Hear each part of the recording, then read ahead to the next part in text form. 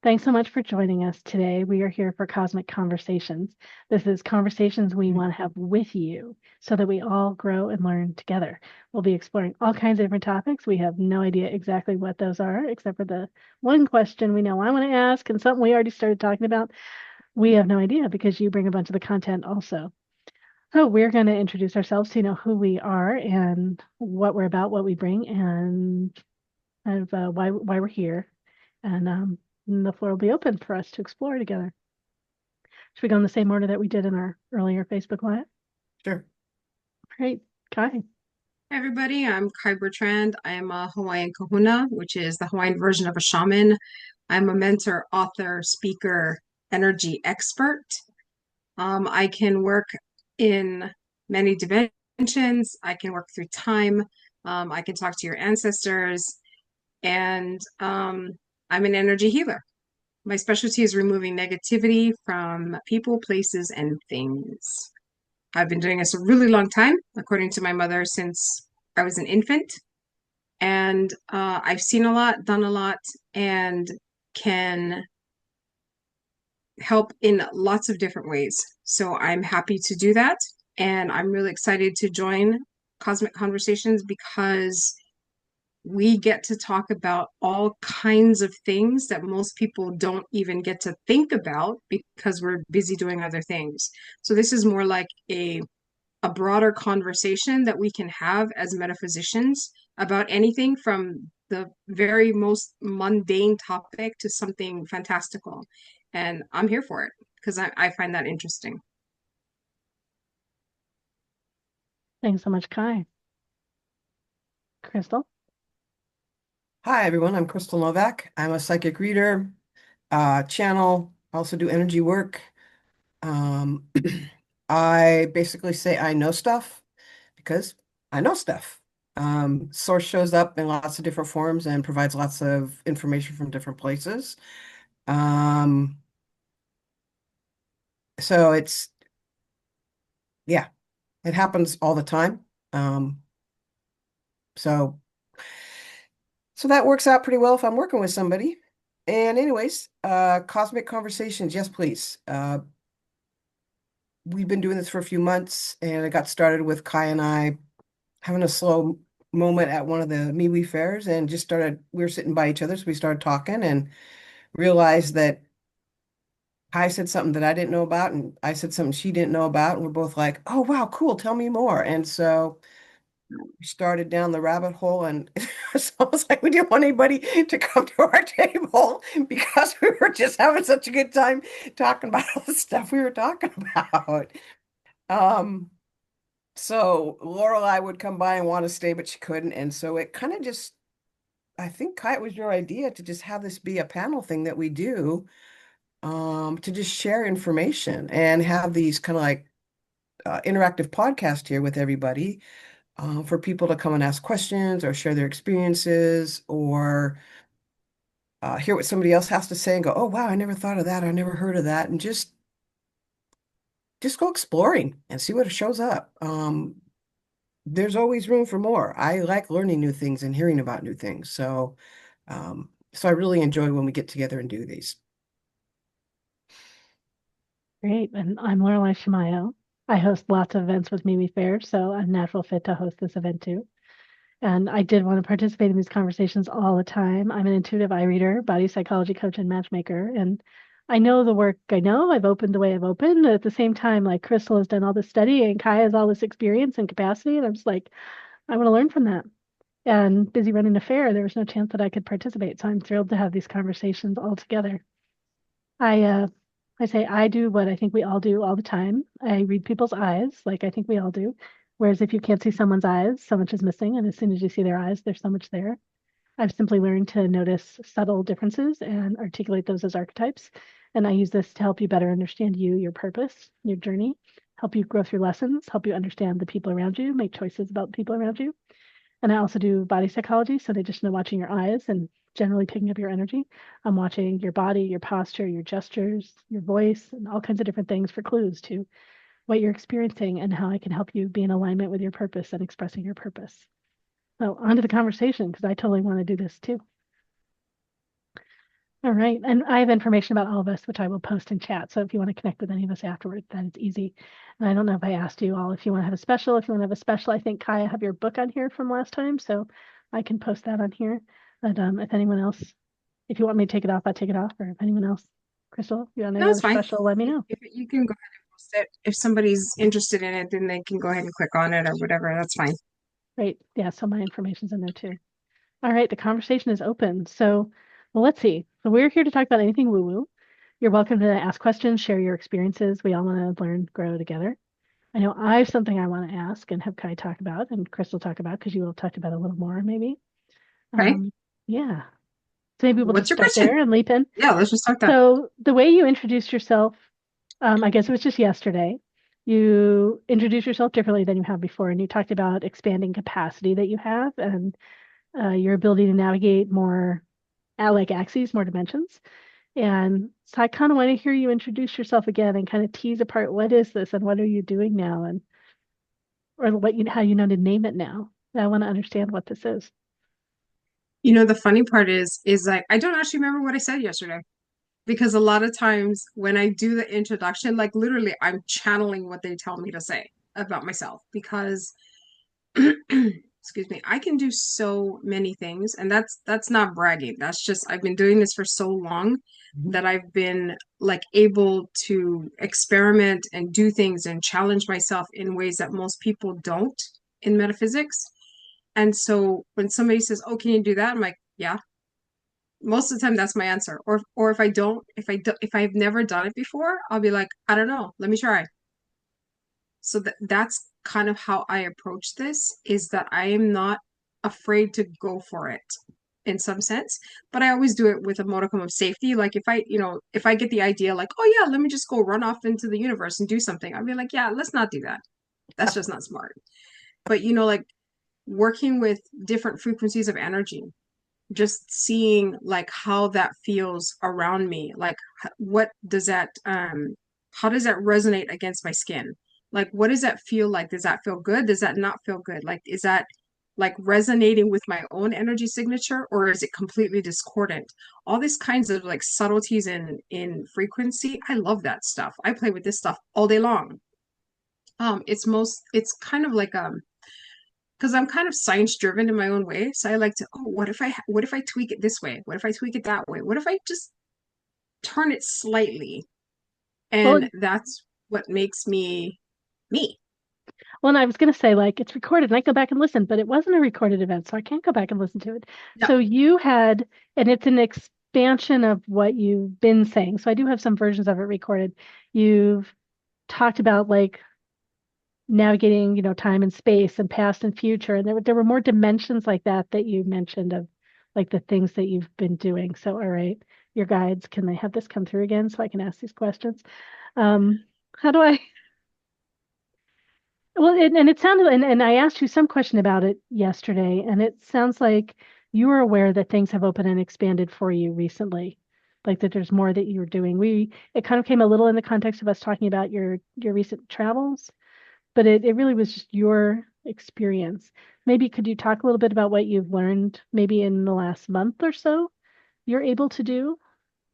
Well, I think for me, what I'm able to do now is, well, I mean, I could always do it at a certain level, but it was kind of like a change in perception. So what I can do now, so for instance, somebody I was working with has some like family issue, okay? And it's like generational. And so there's several different ways you can look at that. So when I do shadow work, usually if there's a an ancestor that has not completely crossed over, because as a shaman, like I can walk in between the worlds, right? Because there's where we live, there's the middle section, and then there's the part where you go back to source and you start the process again if that's what you choose to do. A lot of people when they pass away, they get stuck in the middle. And what happens is they still retain whatever about themselves that was human in the spirit form. So they get, if they were grouchy or angry or racist or fearful or whatever it is, they still have those things. And so what it does is it creates like an energy anchor for the rest of the family. So they carry all this energy through the family line. And sometimes it is not just emotional stuff. Sometimes it's like a family curse. Sometimes it is like a genetic disease. Anything that you can get through your ancestral line can come through. And so what I do is there's a couple things that in my expansion I figured out. And the first is if somebody's stuck, I can get them to cross over. I can take the energy that they're anchoring, transmute it, and bring it forward into the future. And while it does that, that transformation of that energy actually heals the rest of the family line. The other thing that I can do with a particular person is I can take the essence of who they are that has that damage or whatever and take it back with me through time to before that thing occurred and protect them energetically and then bring them through that experience so that even though the experience actually happened, the trauma associated with it, the energy of that trauma is lessened. So kind of like it almost sounds like a version of reclaiming parts that were separated out at the time. Yeah, it can be.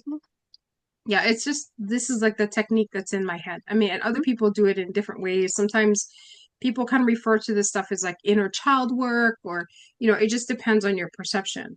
But for me, because I think in energy terms, that's how I look at it. Like I take this person, take them all the way back to before it happened, protect them through that trauma so that so that they're not as energetically traumatized, and then bring that version of themselves back into the future. Great. Great. And maybe I want to say too, just the audience, just to clarify, you're technically in the audience, that you are allowed to unmute and ask questions. And if you want to, you can come up on stage with us. If you don't want to come up on stage and don't want to be in the recording and don't want to be what's going to go on YouTube, make sure we know to not bring you up here. And you need to have your video on in order to come up. But yeah, just so this is open discussion. Go ahead, Kai. Yeah, and you can, if you can type stuff into the chat box too, if that's what's most comfortable for you, because I know most people are just like, what is she talking about? But this is kind of where I'm at. There you go. Do you have any idea of how, like a howish question? How are you, like, do you go back and meet their energy before and shield their energy before? Do you do something with bringing them as they are now back? Like, what do you have as the idea of how? Yeah, well, what I do is like, because everybody kind of has that part of them that has been traumatized by whatever it is, right? So I will take that part of them and kind of drag them back through time. So while you do that, like all the extra stuff that you've picked up along the way gets dropped off because you're literally reversing, right? So I take them back to before the trauma happened and then protect that energy core and then bring them through that trauma experience so that they don't actually have so much trauma from it. They still have the memories, it still happened, you know what I mean? It's not erasing the actual whatever, but it's erasing or mitigating the energy of that. Because it's the energy of it now that's still affecting them. I mean, there may be other things that need to be processed through emotions and things like that, but the energy of the trauma itself can be mitigated.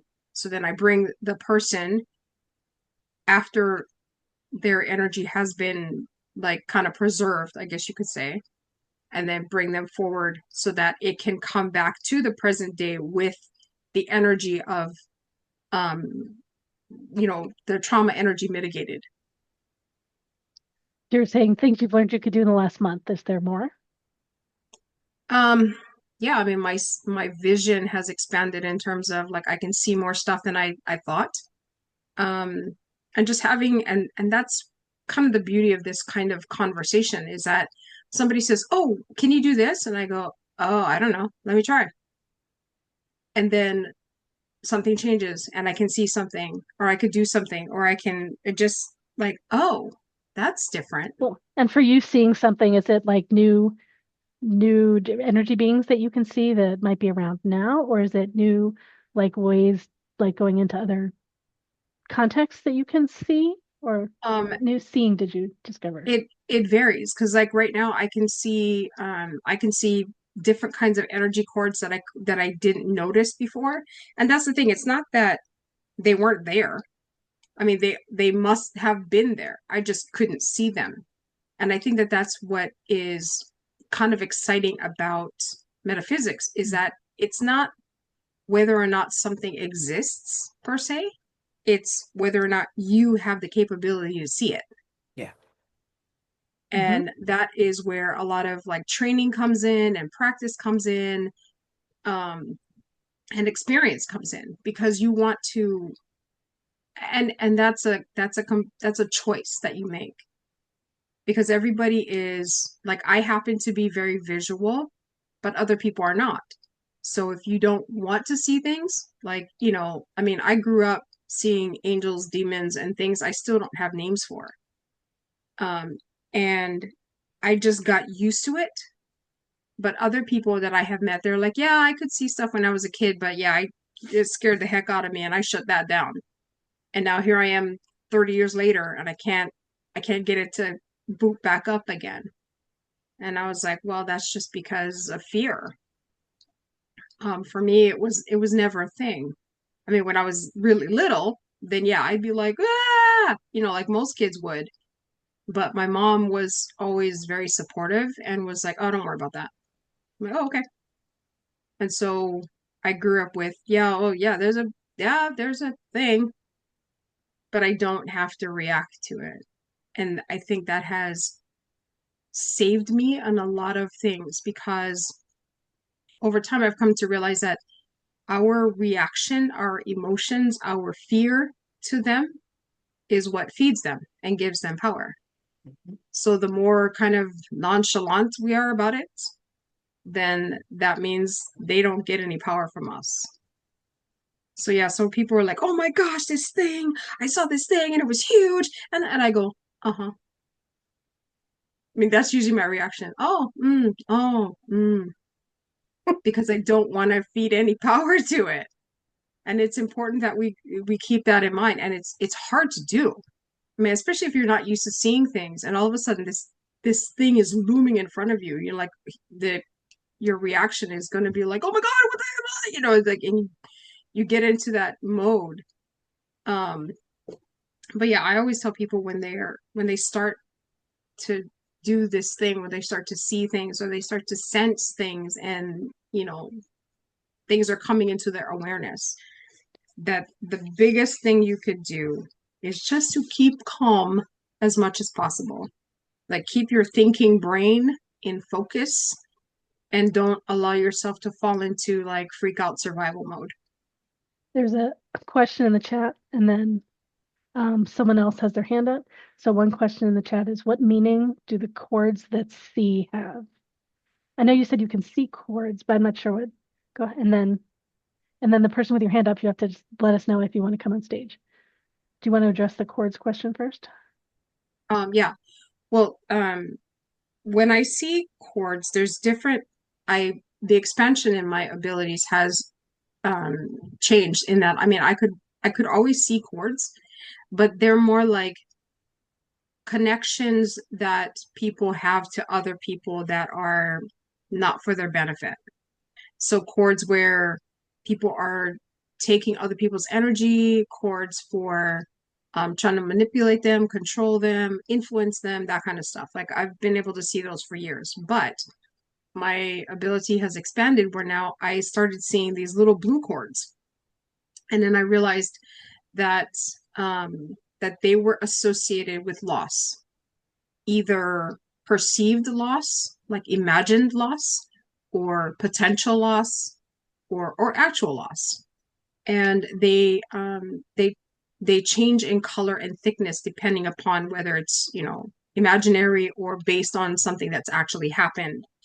And what I realized is that some of those chords are like they're so excuse me, they're so thick and they're so pervasive in a person that they can literally expand beyond the person's energy field. And when that happens, that kind of falls into the realm of what I consider public domain. Because, if it's around me and it's not mine, then that's kind of like, stuff that's affecting other people. And for me, whatever is in technically public domain, I can cut. And so I've been doing that, like stuff that doesn't, that's just a lost cord that is not real, that is then potentially affecting other people. Like I can cut those. At least that's what my guides have told me, that, that stuff you can cut. And as far as, and having this conversation with somebody a couple days ago, they said, "Oh, are there other colors?" And I went, "You know what? I don't know." And I said, "Let me look," because that's what I do. And I noticed that there were kind of these grayish white cords, and I realized that those are associated with grief. And then I also found these red cords that were just straight up fear. And again, it's like depending on how thick and how um, see-through they were to me, like determines, like help me kind of categorize, like, is it like a real fear or is it an imagined fear? Stuff like that. So that's what I've seen so far, and which I find fascinating, honestly, because and then just kind of looking out just at people in general and looking at their energy fields, not into their energy fields, because I didn't want to me, that's invasive. I just like looking at someone. I can see like all the cords, the blue cords, white cords, and red cords, all that. And the person I was speaking to said, "Oh, wait, because so these are things that are pending, potential, not maybe not real." I said, "Yeah." She goes, "So they're cords of manifestation." And I said, "Yeah." Like if you have these cords that you are feeding that are based on fears that are, or fear of whatever, loss that is not real, that is a possibility that you could actually manifest it. And I never thought of it that way. And so I thought, oh my gosh, yeah, you're right. So it creates a potentiality for something to become manifest. Yeah, It's like an energy track towards its manifesting. yeah. Yeah, which is very interesting because I think you're totally on the money about that. That makes total sense. I mean, that what we dwell upon, whether we're conscious of it or not, that is what we tend to manifest. So, yeah, that's really interesting. Um, Yes, I just imagine like there's so many chords all over the place because there's all this well, stuff that we're. there are because we're made of energy, and so anytime we're interacting with somebody, we're in each other's energetic fields, we're exchanging energy back and forth. Different thought forms. Thought forms are created from energy. So depending on who you're doing this with, depending on where they are in their own personal development and yours as well, um, you could come away with some stuff that doesn't belong to you, just like Kai was saying. And there are people that have a sense of their own personal power insofar as being able to manipulate people or push people a certain way for their own personal gain. And you will find chords there because of that. Mhm. And the chords also go into different chakras as well, depending on what that person's trying to do. Um, Yep. so yeah. Well, there's another question in the chat about chords, but you had your I didn't know if you wanted to be anonymous yet or not, so I'm not saying your name. You have interesting glasses on. You had your hand up. Is it about this topic or is it about a different topic that you wanted to say something? Uh, it was just like a short one. I do have a question, but then because it's kind of confusing, and I don't know if it's necessarily related, but kind of. Um, Well, yeah, so I know there's another chord question, but if it's not going to take us off in a totally different direction, go ahead and ask. oh no, I was just gonna say that, Kai, I did have the first time I met you, I came to you because I said my house was super haunted and like things would fly out of the fridge and just like all this craziness. And then you like put your hands on me and I could feel the energy come through me. It was like it was so crazy. And it like I came home and everything was like just settled. It was like amazing what you did. And then everything died down and then I started paying attention. And so now I do evidential because like I can like sink in, like I can communicate with people. So that's actually a part of my question because my vibrations are low. So I will ask that whenever. that Yeah, it's time great. Let me happens. go there. Okay, great, Okay. great. Cool. Thanks. Yeah, thanks for sharing. Okay, so the question in the chat then is, could the chords also be from parallel lives? Yeah, it's entirely possible because we are multidimensional beings. So, yeah, it could be a cord that you've carried forward from a past life. It could be a cord that was projected from another life or to another life. I mean, that is theoretically possible. I mean, without actually looking at a particular cord and being able to trace it back to its source or what it's connected to, or because it's entirely possible. I mean, normally the way I look at chords is like, from point A to point B, but it could be that it's like point A to point B to point C to point D, so it could be, you know, pinging through the universe in different ways. I mean, I don't know. I have not followed one that far out, but I mean, is it possible? Sure.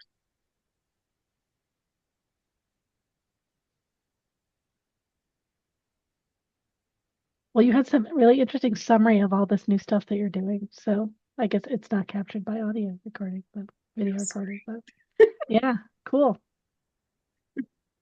But yeah, that's the thing that I've kind of been working on of late, is just checking out all these chords and figuring out like what's that about, and being conscious of like my own chords, like what those chords look like in my energy, and cutting the ones I don't want.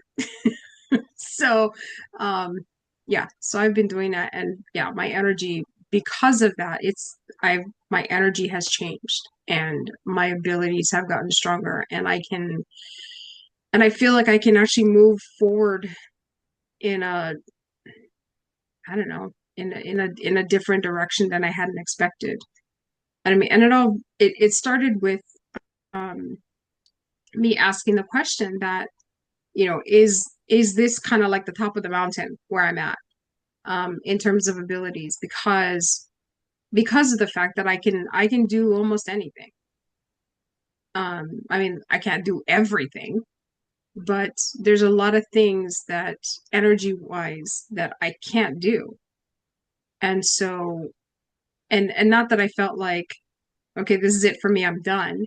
It just felt like, is there like no expansion point that I could go to still, or am I just here in a holding pattern? I didn't know what it was. And then, yeah, so ask and you shall receive, I suppose, because it just kind of blew up from there.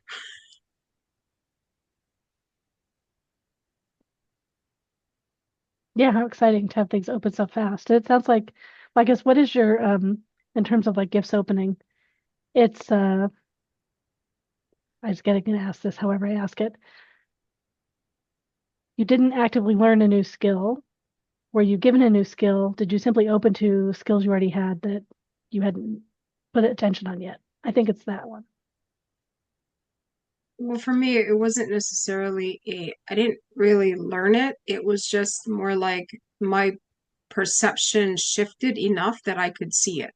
Mhm. Mhm. And So it it was really a shift in perception more so than anything else. and is there any particular things that you're doing that had you shift your perception, or it's more just engaging life and the questions and the opportunities and the situations that show up for you? Yeah, for me, it's always been just asking the questions. Like, can I do this? What if I do that?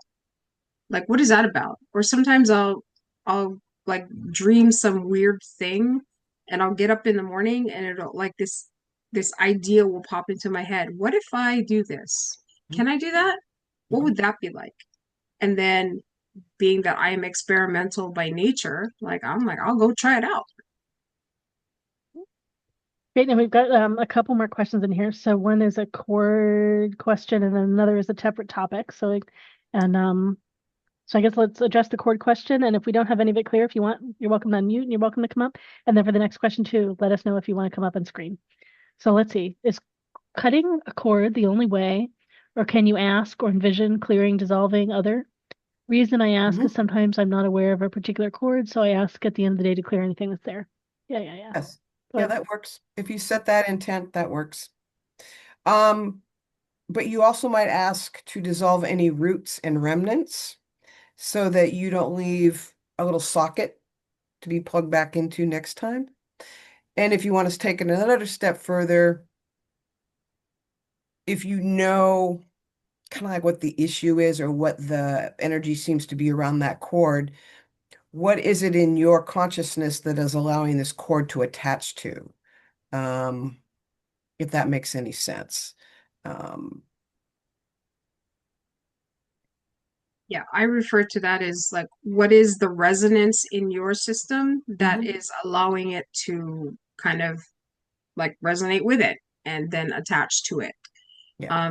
Sometimes people don't want to be like, well, it's not my fault. It's like, well, no, it's not a matter of fault. It's a matter of like your energy is allowing this in. That means it is resonating at the level of whatever that is that allows it to draw closer to you. Yeah, looking at like what responsibility, opportunity we have to make an impact to, if we want to change something right now, how do we also keep it changed? Well, yeah, let's imagine that you're interacting with somebody that you don't have any choice. Maybe they're at work, so you can't just tell them to F off. But um, so how do you approach that person at work? If you're like, if they're aggressive and stuff, and you're just like trying to not be involved with them or whatever, um, so like chords create like a channel, like a groove in something in a way, like so energy will just step into that groove and flow. Um, and back to what Kai was saying about if you're holding a certain vibration in your consciousness, then it creates something else can match that vibration and get and align up into that space. Um, so if you're going to have to deal with this person and they're not comfortable for you to deal with, then you probably need to look at how are you holding your energy when you come into contact with that person? Did you leave your body? Are you grounded? Do you have your shields? Are you shielded? And we can talk about that in a second because that kind of relates to cords as well. Do they remind you of somebody else from your past and they're bringing that up for a way for you to clear that pattern? That happens sometimes too. But insofar as all the chords and stuff goes, yeah, when you're meditating or you're intentionally cleansing your space, yeah, you can ask all chords to be removed, roots and remnants. Um, and chords aren't always like these big honking cables. Sometimes they're like just a hair, like a filament. So, and that's a much finer cord than a more, if you look, pardon the word, gross, big monster cable thing. So, all the more reason to have good energy hygiene and clear your space on a regular basis. And one Yeah, other comment, and part of that is, I'm sorry. go ahead, go ahead. And part of that is like looking at what your energy signature is, Mhm. because then you can find things that are part of your energy signature that are discordant, and then you can internally kind of fix them, I guess you could say, before stuff happens. So that's another part of the energy hygiene thing is like not just clearing yourself off, but making sure that internally, like everything's kind of humming at the same tune as much as possible. Then that way you cut down on a lot of that stuff, and then you don't actually have to energy clear as much as you think. Yeah. So one question that was asked that we sort of answered already, but just in case there's anything else subtle about it. So flipping the perspective of the connection in terms of cutting cords or looking at roots and remnants. It's a little different because I don't think it's I don't understand what you're flipping the saying. perspective. So someone wrote this a little bit earlier when um we were talking about cutting the cords and you mentioned like looking for roots and remnants and we talked about looking at what's inside us that had it attach in the first place. Mhm. And I think the Mhm. person wrote that as their wording of like, so where is it now? Yeah, so flipping the perspective of the connection. It is a changing the perspective. It is changing like the belief or the whatever context allowed the attachment. So the Change words your this person belief, used aren't exactly our words, but it's the mhm. same idea. Change your Yeah, perception, you change your reality. Yeah. great, great. So I know we had at least two people ask for personal questions, and one of them said their question is related to what we're talking about now. So I wonder that it might be a good time to do this. Sure. So you have to decide, the person that has the question. So this is recorded and it's going to get posted on our YouTube. How do you want us to do this? Do you want to come up on stage with us and just have this all here? Do you want to ask from your seat? How do you Oh, want I to do can this? come up. Yeah, I Okay, can great. come up. That's not a Let's problem. bring you up. Okay, just want to make sure we know what you want to do. Great. All right. All right, let me turn this off here. Okay, so the last cosmic conversation, um, I had talked about how I was when I was doing energy work or I was working on my spiritual path, I would get these very inappropriate um, reactions, responses that I normally wouldn't get when working with my archangels and with my guides. That really threw me for a loop. And you guys had asked if it was my energy, and I wasn't sure because what was coming across was just not in line with who I really am. Um, and I would never act that way with anybody in person, much less a spirit guide or an archangel. And it was mentioned that I had a slave collar around my neck and that I had an ancestor from way, way back that tied all of this together. I believe I may have severed the slave collar, not just for myself, but for my entire, for that entire lineage on that. I just want to verify if that happened. And ever since I've done that, I have this heavy oppressiveness when I think of moving forward. And I don't know if it's that ancestor that's just really peeved at me because every time I think of working on my spiritual path, I just feel this heaviness. And I'm kind of getting it right now. I'm feeling it at the front, Mm-hmm. right here around my heart area, and I'm feeling it on the back of my neck. Mm-hmm. Go get him, Kai. Yeah. What we're looking at here, because when I heard when you talked about like, did you clear out the stuff with the ancestor? Like, yes and no. It's the problem that I'm seeing with it is that the ancestor in question actually has an entity that's holding them. Mhm. So that's Okay. part of the issue. Okay, so what I'm going to do is I'm going to go ahead and cross them over and remove the entity at the same time. And then we'll see how you feel at that point. Okay. Okay. All right. So now going to this middle. Yep. Finding that ancestor. Okay. Opening the door. Stripping the entity from the ancestor. Sending them to source. Okay. Step through, please. Okay. They're through the door. Closing the door. Pick up that anchoring energy. Transmuting it. And rolling it forward through time to the present day.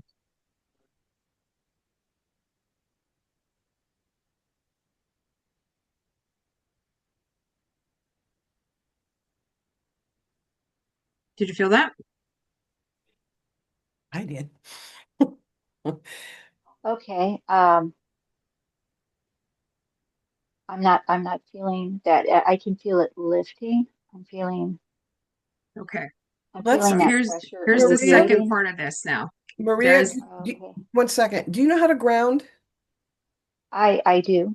Okay, so let's get you grounded. Am I ungrounded right now? Yeah, Holy cow. Okay. because you're not quite all in your body. So let's just get you really solid and there's a fear about being in your body because this thing was, and it's, we'll get more of that, but it's very intimidating to you existing physically.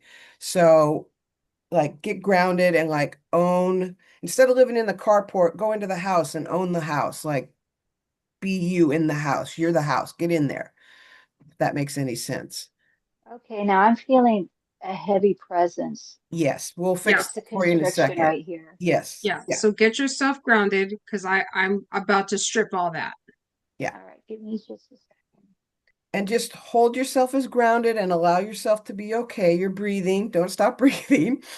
No, I'm trying to ground because I ground to Mother Earth every morning. So I was Mhm. really surprised that that's been kind of stripped away. Was I actually grounded this morning, or am I just thinking I'm grounded? Well, it's you are grounded, but not as deep as you think you are because you actually Ah, have like an entity with you that prevents that. Yes. So that's what I'm about to strip off of you. So you Mhm. want to All get right. as grounded as you can, because I'm going to hit you with a lot of energy. All right. Give me just a second.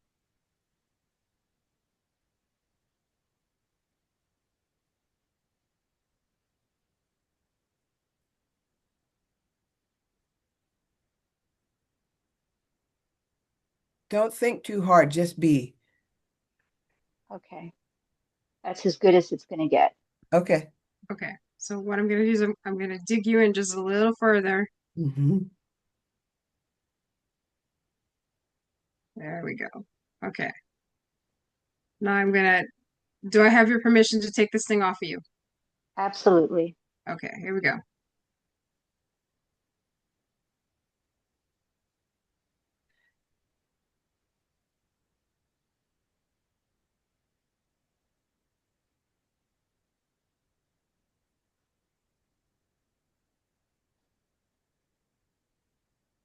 Now try and ground.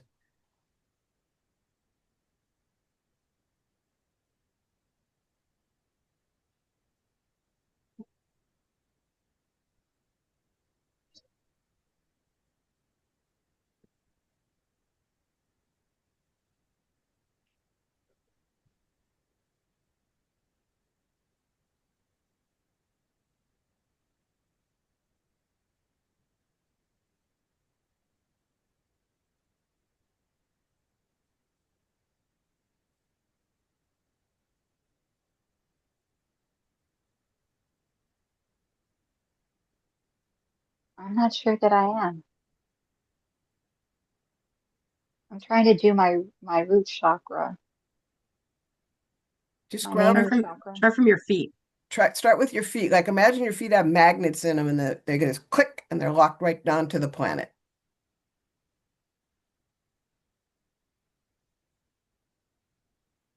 And that magnetic comes all the way up your legs to the base of your spine. And now you've got this massive connection to the planet.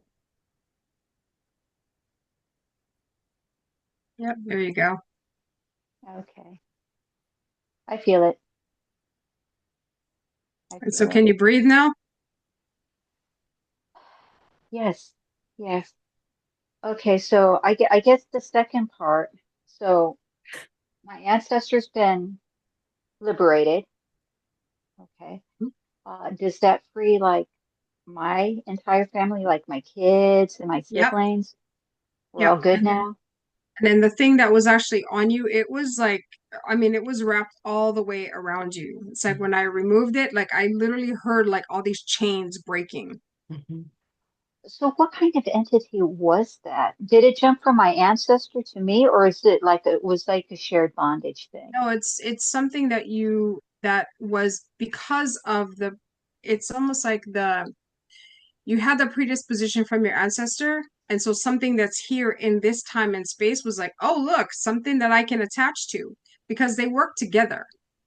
So it's like you have the predisposition for it. So now there's an entity that recognized that and attached to you to focus solely on you. Okay. Was that relatively new? Because I've only been feeling that tight oppressiveness like the No, last.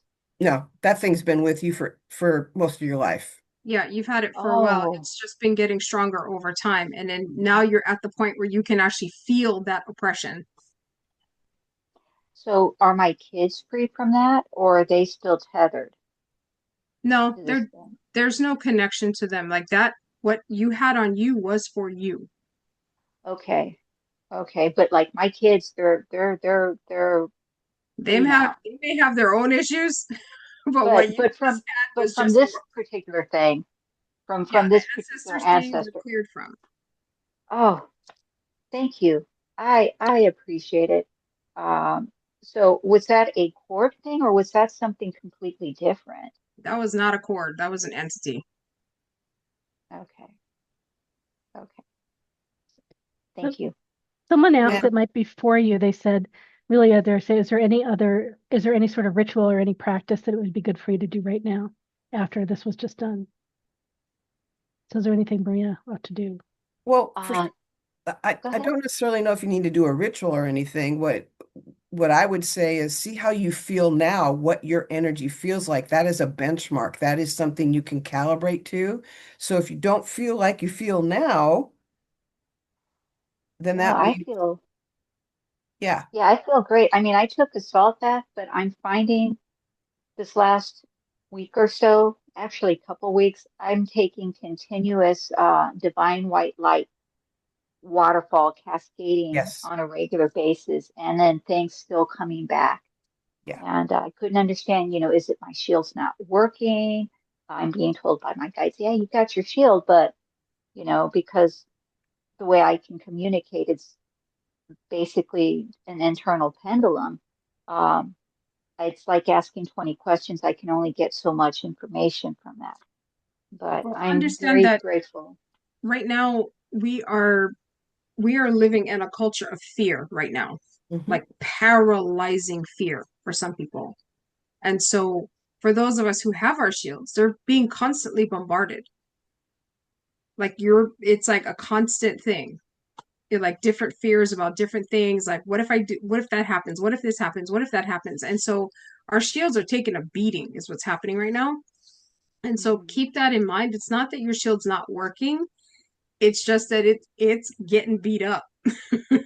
So work on your shields as far as like, refreshing it and that kind of thing, and that will help with some of that. But it's not anything that you're doing wrong. It's just the circumstances and the energy that we find ourselves in at this time is causing our energy shields to take a beating. All And if right. I could interject just one more thing.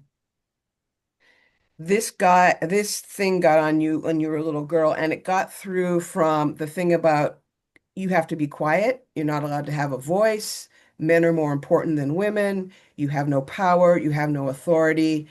And so if you start doing the inner work around those false beliefs and clearing that, then that frequency is no longer available for something like that to come and feed off of. Yeah, very much the patriarchy. Yeah, Yeah. that definitely jives with my fairly traditional Hispanic upbringing. So that doesn't surprise me at all. And church stuff as well, religious stuff as well. Yeah. Because I'm betting dollars to donuts. There's some past life stuff there about acquiescing and sacrificing and so forth and so on. So, yeah, Uh, yeah.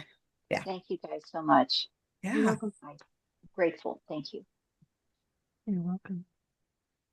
So to answer the question in the chat, would you light a candle for that energy that was released or do any other sort of ritual or not at all? Personally, that's a personal choice.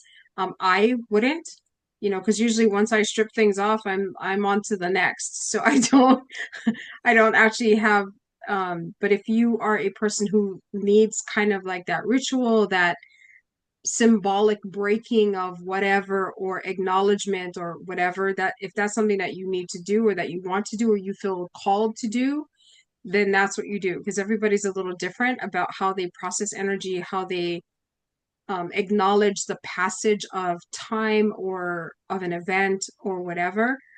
So that's really a personal choice kind of thing. Some people, yeah, there's, some people would say like after doing this type of work, you would do like a salt bath, or you would do some sort of herbal cleanse in your, have herbs in your bathtub or something like that. Um, but I don't do that kind of stuff. I do everything from an energy basis, and for me, like once the slate is clean, I'm done. You could always do a pendulum check on that as well. Do you get a yes, no on doing any of those things? Um, and sometimes it's the mind, because the mind goes, well, how could it be that simple? You just said some words and some things happened and it's that easy? Really? I mean, so sometimes there's more ritual and more stuff put into place for a person to feel like they're building and creating and making something happen instead of just actually standing within your own personal power and making it so. And I think probably you would agree, I think, Kai, that Kai's been doing this for decades. So, and she's got a very unique perspective. Um, it's like I don't necessarily see energy, I feel it, and then I look to see what it is. But Kai sees it right off the bat. So it's not a step that necessarily she needs to take in order to go forward with whatever it is that she's doing. It's like it's done. There doesn't have to be anything else on top of it. So if that's something that you feel pulled to, that you feel you need to do, then take care of it and do it. Um, What- we all have our different beliefs around stuff like that. So I have questions about where to go next. So we have a question in the chat that's on a different topic, and we have someone else that wants work. So if they're ready, we could do that now and just do those two pieces of work and then run a conversation. Sure. Yeah. Okay, so the other person in the chat, you had your hand up earlier. Are you ready? I'll prompt you to unmute. And then I don't know if you want to come up or if you want to ask from do you want to come up on video? Or ask, yeah. You're referring to me, right? I am, yeah. I didn't know how you wanted to handle it, so I didn't want to, not saying your name. Do you want to come up and be here? You'll be recorded, or you want to ask from there, or what do you want to do? I know this is fine. Okay, great. Yeah. So my question is, I'm going through like a lot right now. I don't want to get into too much, but my partner of 13 years, did leave me. And then it's like my energy is so low that like all this other stuff is happening. And I'm just curious like how to get it back up. Like I feel like I don't know, like it's even hard for me to do readings right now. Like I feel like I don't sense anything. Like I don't know. I just need some kind of guidance or something. Okay. No, oh, I'm sorry. No, go ahead. I did recently go to sleep to like my vibrations and stuff, and for a split second like I would sense, because like when I lay down to go to sleep sometimes like spirit will be there, like popping in my head and stuff, and I was like, oh, this is cool. Sometimes it can be annoying if I'm trying to, sleep, but I was like, okay, I'm gonna roll with it. But that was like one time in the past, probably month and a half. And that was recent, but I just don't even know. Like, I don't know. I just need to know what I should do if it's normal. For I don't know. That's why I'm here. Okay, so we're going to tag team you because there's definitely stuff here that's in Kai's court. From my side of the fence, what I would say is this partner that's leaving, it's almost like if you cut an apple and it falls over into two halves, it's almost like they're taking their half of the apple. So they're taking stuff from you energetically that does not belong to them.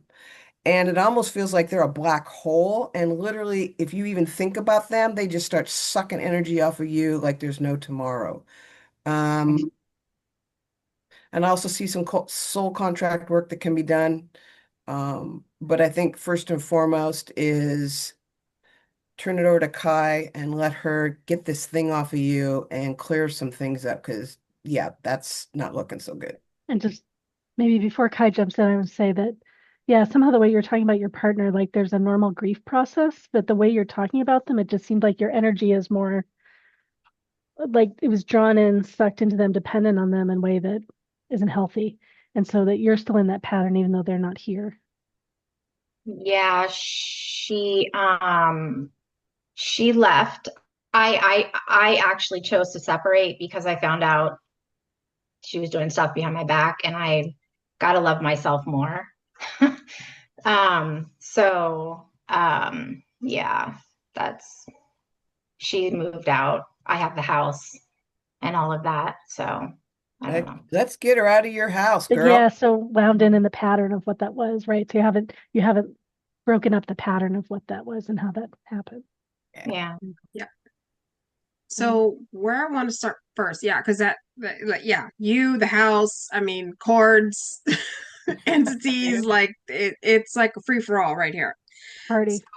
Yeah, I'm actually seeing that you do have a couple of things attached to you that are they're basically just kind of making it impossible for you to function because like you get out of bed and you don't want to get out of bed, like you just want to get back into bed. And even though you're like, I have all this stuff I need to do, all this stuff I have to do, and you just don't have the energy for it. And it's because of so there's several different things. First off, I see like two entities that are attached to you, and then you've got this big, huge sucking cord Yep. that is from your previous partner. Mhm. And what's happened is like the house itself is actually holding that energy in as well. So what I would do, and which I can do right now, is clear the entities off of you, cut that cord, remove it, replace that, because we talked about the roots, right? It actually leaves a hole. So I would normally fill in that hole with really good energy so that it cannot reattach. And then at that point, I would probably clear the house as well to kind of give you a clean slate to work with energetically. And that should help Oh, a lot of things. so all of this is happening, right? And I take care of my disabled sister full time. She's literally end stage. And my house, I live in an old farmhouse, but since my vibrations and everything have been low, I literally have three. I've had three different floods in my house, all within like months. It's just one thing after another, and I'm like, this makes no sense. Like I did walk around the house with like Polly Santos and, casting things out and stuff. And it actually lightened it up some. And I was like, oh, wow, I can feel better. That's actually shortly after is when I went to sleep to the vibration stuff, which I haven't been doing. And that's when I sent something before I went to sleep. And I was like, oh, but now it's gone again. So I don't know. Is it normal though for if your vibrations are low, just all sorts of stuff will come at you at once? Because Yep. it's crap. Yeah. Yep. And and all that energy is like literally trapped in the house. And that's why all that stuff that's why that crap keeps coming. Yep. So we need to, like I said, I can go ahead and clear out your house because sometimes, I mean, when people clear their own houses, there's nothing wrong with that. In fact, I encourage it. But at the same time, when it gets really bad, like stuff keeps happening even after you've like smudged or used Palo Santo or something like that. In my own bizarre way, I call that the property is beyond the sage point, meaning like sage is not going to do it anymore. Like Yeah. you gotta pull out the big guns, whatever that happens to look like. For some people, that's called me. For other people, it's, you have friends over, you throw a big party. I mean, you have like a major blessing from your friends and family. It depends on who you are, what you look like, what you believe, right? But in this case, yeah, the property is past the sage point, and your energy is so low at this point that it can't sustain what you're trying to do. And that's not your fault. Like you are entitled to feel how you feel. And it's not, where you are, how you feel, what's happened is not necessarily a bad thing, but it's kind of like a convergence of things that's making everything worse. So if you're open to it, like I am willing to do all of that. Clear your house, cut the cords, all that stuff. Fill in things, good stuff. Yeah. Are you And up for it? I think, yeah. Okay. And there's a lot of past other tenant energies. That house really is loaded with old. Well, history as well. So Yeah, and I'm gonna catch all that in the Yeah. clearing. And And I, oh, I'm sorry. And Kai, from the first time I met you, I did tell you that I actually live next to my house backyard used to be a graveyard. Oh yeah, yeah, okay. yeah, I yeah, live on Muckleshoot. yeah. I remember now. So I remember. yeah. and just Yeah, but before you do this, Kai, I that's just want not. to go Go ahead. ahead, Laura. I just say before you do this, Crystal, I pay attention to what people say, and it just feels very closed mouthed and not as clear. And so I wanted to give you a chance to say anything that might be resistance on your Oh, I part to play with that. When I'm doing that, I'm just like I'm getting the same information. I'm agreeing with what Kai is saying. I'm seeing all that. I'm feeling all that. Um, and that's why I said this was going to be a two-prong approach because there's stuff I can see and there's stuff I can still talk about. And there's also stuff that I like to say, like, I'll work on somebody and that'll be great. And then I'll say, but Mm. like if I'm a doctor, I'm a general practitioner, and you come to me and like, we do the work, we do the tests. And I go, you know what? This kidney test shows me there's way more stuff going on here. I'm going to send you to a specialist. It's great. I couldn't tell what was going on and I was confused. Sorry. Yeah. I meant the person in the audience. If the person in the audience can say about any resistance that they feel, because I have the sense that there's some resistance too. yeah. Okay. So Crystal, Novak, if there's more you want to say, go ahead and say, but I was confused. Oh Go no, ahead. no, I'm good. I'm good. Oh, Yeah. I thought you were talking to me, Lorelai. You I were know talking. I realized that you did, and that I couldn't figure out Oh, what was happening. Okay. Okay. I was Sorry. like, what? two Okay. crystals. I Yeah. meant Yeah. I meant Right. audience, yeah. Okay. So So yeah, Crystal no, there's Novak, if there's nothing going anything. on with the thing near your house. Like the whole, yeah, that all that is settled. Like all that is fine. What Mhm. it's just literally your place that this is happening. So, So all Mhm. right. just before you go, this is where I want to. So Crystal Novak, now I'm talking to you. Okay. We've talked about how when people feel resistance and they're an invitation for things to come back and things like that. So I just feel like audience member, there's if you can sense in you, if you can feel any part of you that feels any resistance to this or doesn't want to let this go, or like feels sad to let it go, or any of those things, if you could verbalize some of that and play with that now, and like what Kai does will be that much more effective and long term for you if you do that. I don't want to hold on to anything. I thought you just said you were talking to me. Are She you said talking to me? audience. Are you talking I to me? started to talk to you a little bit, Crystal Novak. You and I have said this, but then I said audience member, blah blah blah blah blah. Sorry, I'm trying to Okay. All right. confuse it with our names. Okay. Crystal. All right. Commencing the clearing. 3, 2, 1. Clearing commencing.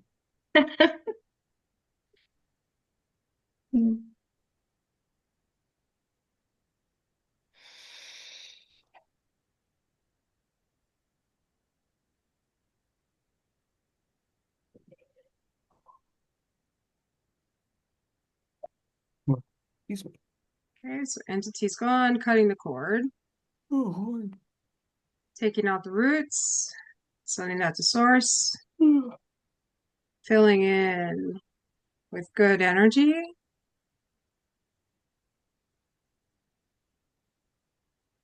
Yeah, okay. And I'm actually going to blow everything off of you that's not yours. Send it back to whoever it belongs to. Call back everything that is yours. Clear it. Settle it back into place. Okay, put a shield over everything so it can settle in. That will dissolve when it's no longer needed. Okay, now I'm going to clear the property. And your native neighbors are now helping me. All right, surround the property. All right, keep everything in. All right, clearing the property.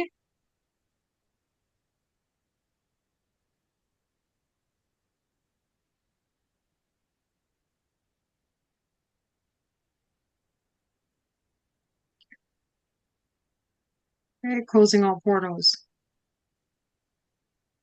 There are a couple of them on the property that should not be there. now filling the space up with good energy.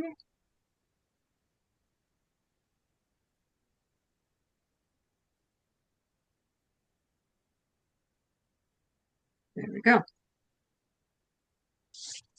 So, Kai, when you were doing that, I was really feeling the ex-partner like still like suction. And then when you close one of those portals, it dropped off a lot. So there's something going on there about your ex-partner still siphoning energy off of you. And it feels to me like it's your inner child aspect, like around 5 years old, maybe. There's some kind of a connection, a trauma thing or whatever, where they get in on that frequency and uh pull energy from that and keeps your little kid really isolated. Um, so if you're open to another step in this process that I want to move forward with, are you open to that? Sure. Okay. There's So also a contract. yes, thank you. Um, so well, how I'm seeing your little girl is like in a dark room and very isolated. So I want you to imagine, which is the same thing as making it happen, is going and just saying, I know where that room is. I'm going to go get her, go in there. You're throwing the lights on. And I don't know if you call her Crystal or not when she was a little girl. Maybe she had a nickname, but whatever her name is, call her, scoop her up, pull all her energy into you, and it's all filtered. So all you're getting back is clean little crystal energy. Okay. All right. Very good. You're doing a good job here. Um, then you're going to turn and set her into present time today, the 7th of September, 2025. And she's safe. She's in her own little spot and she's warm and the lights are on and she's all good. And then you're going to still turn and be in that room and you're just going to shut it down. Like stand back and watch the walls collapse in on themselves and just watch it shrink down to just a spot that disappears.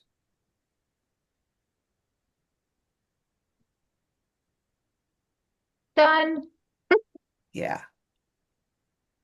It, So there is a time where you were punished, whether it's this lifetime or not, and Kai's talking about soul contracts, so I'm sure that's going to make a difference. You were withheld all affection, all attention. You just were basically shunned, is what happened. That was how you were punished or traumatized. So if you have other recollections of different times where you remember that happening, you can do the same step. You can go get yourself shielded and grounded and full of yourself. Go back to that time, grab that part of you, postulate. I'm only taking back clean energy that belongs to that part. I'm bringing that part here into present time. And do the same thing. Fold it all up, gone. Okay. um, that was pretty cool because I tried doing inner work before, Mhm. and I was actually in a dark room with myself, and I was like 5 years old. So you basically said like what I had seen in my own head. Yes. Yeah, because I'm from like a really dysfunctional family. Like I don't have parents. Yeah. So yeah, that's probably why I take a lot from people too. No, you don't. No, that's true. Nope, nope, nope, not true. Oh, oh, Sorry. that's good. That's good. Yeah, that's not true. It's actually the opposite. You give way too much to everybody else. Mm. Yeah. Yeah.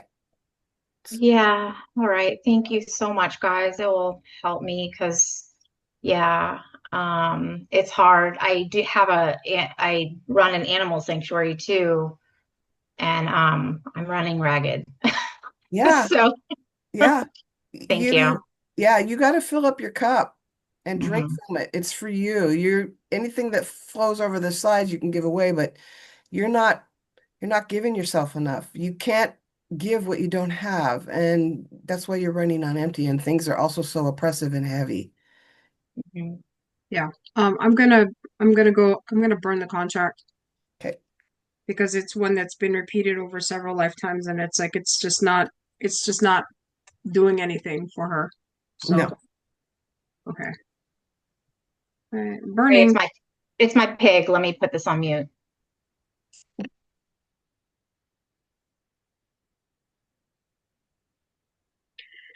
The contract is now in flames. And it's not loud. We're fine hearing your pig. A little bit, we can hear it. So what I would encourage you to do is after all this has happened and you get settled a little bit is especially when you want to go forward, is look at the dysfunctional points where your partner and you met, where you were in dysfunction in regards to the how the relationship was showing up. And that's what you want to be aware of because that's what you need to clear. And it's going to take time, so don't expect like in the next 20 minutes I'm going to clear all this stuff because it's all internal and you're going to have emotion tied to it that's going to want to be cleared. There's going to be physical stuff in your body as well I'm getting that's tied to it. So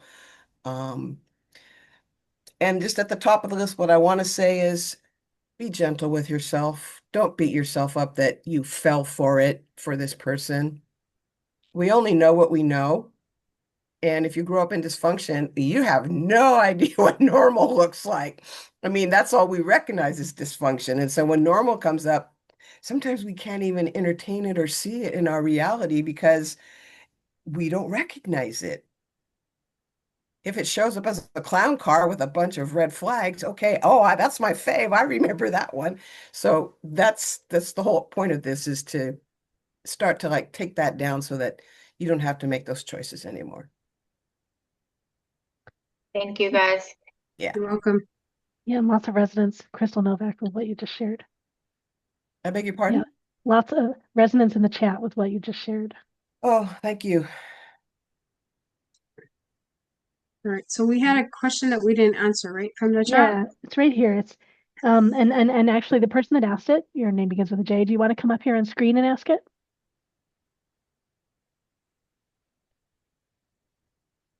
You can? Okay, yeah. You're So great. I'm gonna Yeah, bring you here. I'm okay. Great. Yeah, All right, yeah. So we've got your question in here. Do you want to ask it out? Do you want me to read it? And then you say whatever else comes from it? Or do you want to? I could say it myself. Okay, go ahead. Because I'm not sure if I wrote it very good. Um, anyways, I'm new to learning to become a medium, and I'm growing and learning different things. And I found some interesting stuff out that my guides, and probably maybe a lot of people's guides, come from a different dimension. And I just realized that. Um, and knowing that, do I have to do, or could I do things to enhance the relationship, or just let things happen on their own? Is that a good way to say it? Yeah, and it sounds like you had some confusion too about how to connect with them given that they're in a Yeah, different dimension. But yeah, it sounds yeah, like Crystal's got something to share. So this plane we're on is a three-dimensional plane, right? yes, So basically, we incarnated here as a piece of divinity into this plane to have a human experience. true. Okay. So this plane vibrates so slowly that matter shows up, energy shows up in form as matter. That's what this plane's about. It's the lowest, slowest vibration. Okay. So other realms, the frequency begins to increase and increase and increase, and stuff that we feel here in this body doesn't matter on those other planes because they're a higher vibration and it's not how it works on those planes. It's a different expression of energy. So it's your guides do come from different dimensions in that this is not the dimension where guides were created from. Your passed on loved ones and stuff might show up as well as a guide, but again, no one's showing up in a body to talk to you. So that's the difference. You mentioned that you're learning to be a medium. Is that correct? Yes. Okay. How did you come to this place? Um, I went through some very tragic circumstances over the last year, and it was kind of like my life exploded in one day. And as I was healing from everything, I took my time healing and growing from that. This came out of nowhere. I just got this interest all of a sudden. And if you had asked me a year ago if I would have got this interest, I'd have said no. But it keeps growing and it keeps, I keep getting better at it and it seems to fit. And I had a reading last night where I I was told that Palladians, you ever heard of Palladians? Mm-hmm. That they're my guides. And I was just really fascinated by that and just want to see if there's things that I should do to help the relationship or just allow things to happen naturally on their own. And I just want to link in a little bit of the story too. It sounds like maybe as you're healing from that experience, somehow you got connected to tarot. And as you started doing Yes, tarot, mediumship started happening. right. Sorry, yes. Okay. Um,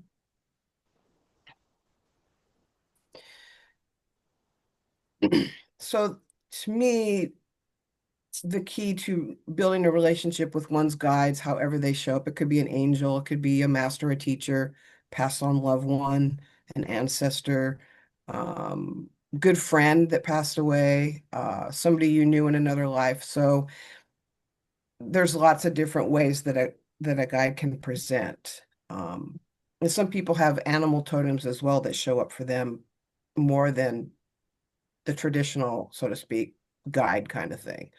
Um, is listening, is listening and see what the messages are.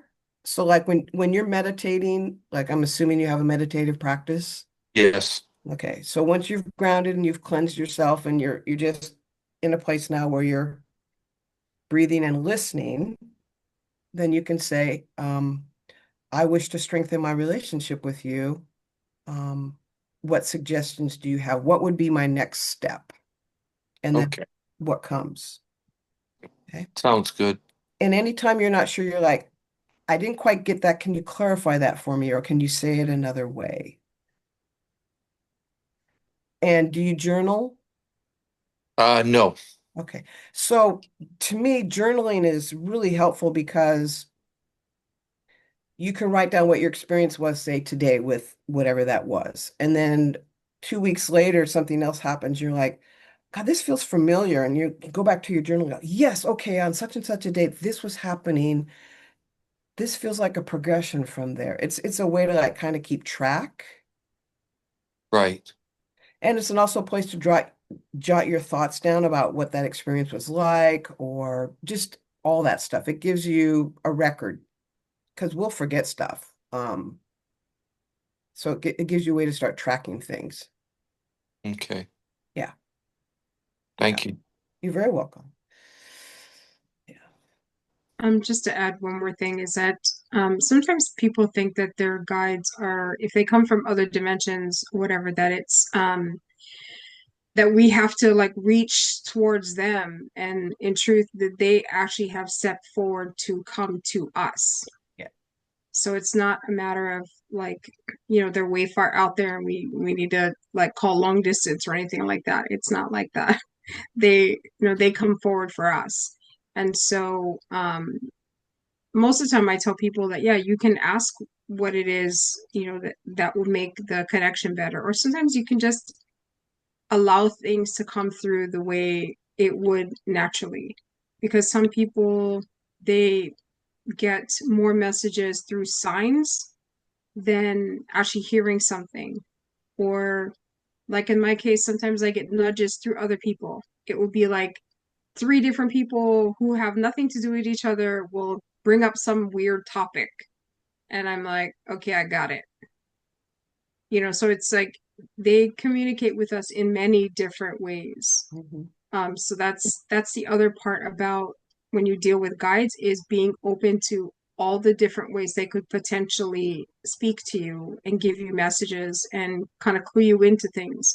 It's not just one way. Okay. Thank Just you. Yeah, noticing synchronicities. Yeah. Like finding a feather in a weird spot. Like I have a friend who was in the airport and went in the restroom and there was a feather. And that's usually how she would get information is confirmation is from a feather. It's like how how did a feather end up in an airport restroom? I mean, so just the synchronicities, you're in the grocery store and a song's playing overhead and it's like you haven't heard it for ages, totally correlates to whatever you're going through right now. Um, there's just lots of, like Kai was mentioning, there's just lots of different ways that we connect. Um, to let us, they're just like, yeah, we're here. Here's a sign, here's a synchronicity. It's learning how to speak that language. Yeah. Too. I do see feathers every once in a while. Uh-huh. Yeah, feathers, coins. I knew somebody would find playing cards all the time. I'm like, how in the world are you finding playing cards? It was just wild. So yeah, all different things. Yeah, that's cool. Yeah. All right, great. Any other questions? Any other part of your question, Jamie, or is that cover it? No, that pretty well covers it. I did have something else I was thinking of, but I forget it now. But that was the Okay. most important thing. If it comes back up, just let us know. You're right. Hmm. All right, great. So I think we covered the questions that have been hovering. Who else? Oh, good. Oh, great, great. Yeah. She feels so much better after the work. Yeah, great. Yeah, does anybody have any other questions or topics that they wanted to bring up? I mean, we've been, like I said, there's no agenda. So Yeah. Yeah, and if you want, you can come up here and stage with us, or you can ask from your chair. You can write in chat. This is recorded. It'll be posted on YouTube. I remembered my question. All right, what is it? Can somebody actually put a curse on you? And Yeah. is that visible? Mm, Visible yeah. to some people. for me, to me, yes. Mhm. For most people, probably not. Okay. Um, but And curses can yeah. show up in different ways. So it's could be like you got to run a bad luck. It depends upon curses are funny things because sometimes it's just like a kind of thing like, I wish that woman would trip when she was walking down the street kind of stuff, all the Yeah. way to, I wish they would die. So there's a huge range of it. Some of it is temporary, like one shot deals, and other stuff is like, I curse your family for generations to come kind of stuff. So it just depends. Um, I mean, like I had one where this woman was telling me like she was convinced she was cursed, and at first I was just like, I don't know. And then when I looked at her energy, I realized, oh yeah, she was absolutely correct. And so when I went to, it was one of those things, I went back in time to break the curse, and I realized that the person who had done the curse hated her family so much that they actually tied their this part of their soul to the curse so that it would perpetuate.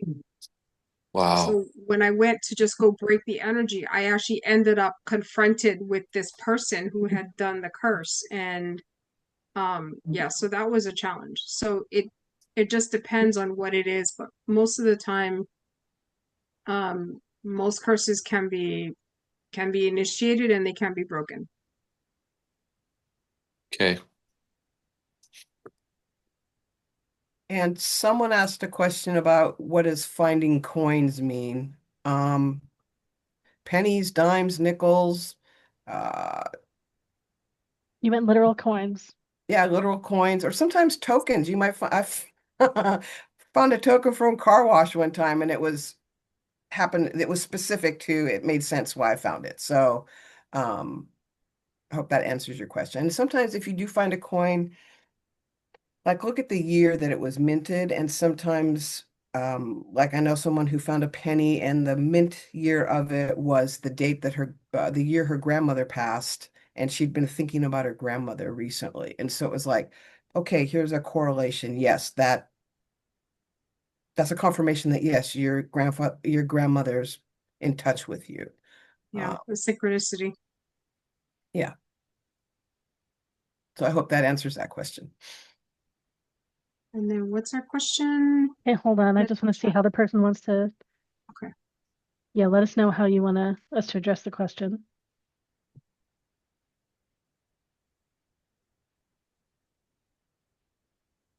So the question in the The person chat, doesn't. Yeah, I want to know if they want to come up and ask it themselves, or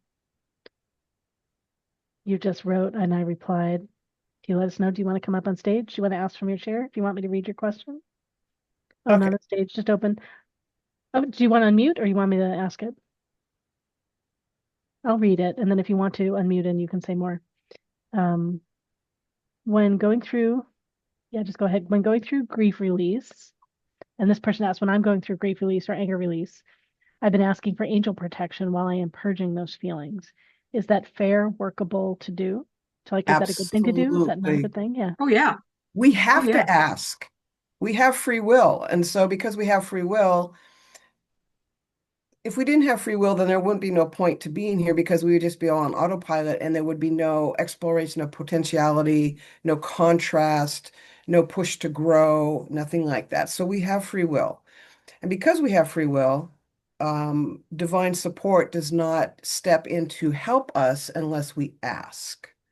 So you're not being unfair at all. They want to help. I mean, they want to help. So don't worry about that. It's And I would say, like, it's fine to ask for support as long as we're not doing it in a way that we're not actually oh, feeling fully and not oh, being with the process. oh, okay, my bad. You felt like you weren't being helped. Well, that's why you're here tonight. Okay. They couldn't get through because of the demon, because of the entities that were on you.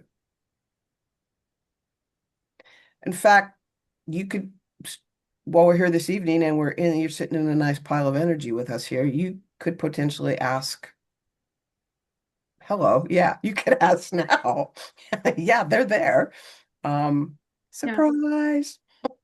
Yeah. So back to the grief release or anger release. Yeah, we do have to ask. And the thing about when you're going through whatever it is you're going through, where it's anger or grief or like major life changes, whatever it is, like remember that your team, your spirit team is much larger than you think it is. So it's not just angels, it's angels, your guides, it's guardians. For some people, they might actually have like extraterrestrials on their team. And don't forget your ancestors. I mean, we talked about ancestors who got stuck, but most of the people who passed just completely fly through the middle and head for the source. So you have a whole bunch of ancestors who are happy to step forward again to help you through whatever it is you're going through. Even if it's something like ridiculous, like I don't know what to wear. What do I wear? Because sometimes we get so bogged down with everyday little decisions that we freeze and we can't make a decision. And so if you find yourself at that point when you're trying to just function, if you ask for help from any of your spirit team members, they will step forward. You just have to ask. And it's not just angels, it's not just, your guides. It's like you have an immense team. So you can just say, okay, I don't know who, you don't even have to be specific about it. Like somebody on my team, help me make this decision. And then you'll get a nudge to do whatever it is, one or the other. So don't forget that. Sometimes people they limit their beliefs about like who's on their team and who they can access. Your team is massive. Like any number of beings will step forward for you if you ask. Yeah.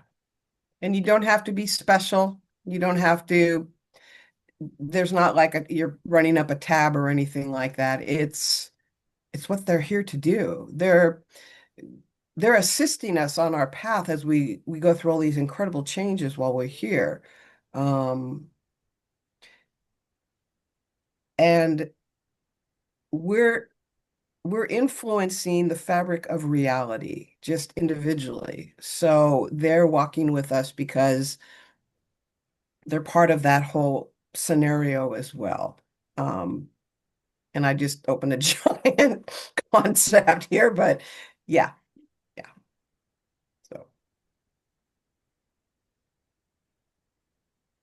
There is a recording of this event. I'll put a link in the chat again for where it is and where you can experience our past cosmic conversations. We've been doing this all year, I think, so this is probably our 9th one. So we've been Yeah, doing them about those are monthly. good questions. Anybody else got something else that you've been cooking up or Yeah, any other questioning topics? or Yeah, experiences you've yeah, had or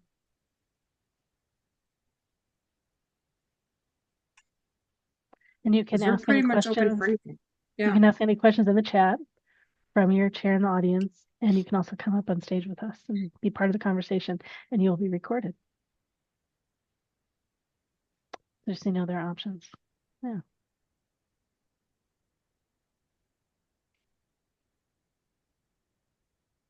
I've no, got go ahead, I was gonna say, Mo. if no one has anything, I have something we could possibly talk about. I feel a little vulnerable, but we could. But yeah, if you have something else you want to bring up too. No, I was just going to say that I can feel a lot of questions, but people, I think you guys are being too hard on yourselves. You're like, I can't ask that. That's stupid. Or I'm going to look ridiculous if I ask that or say that. No, we do that to each other all the time. There's no stupid questions. There's Yeah. nothing like that. This is an open forum for discussion.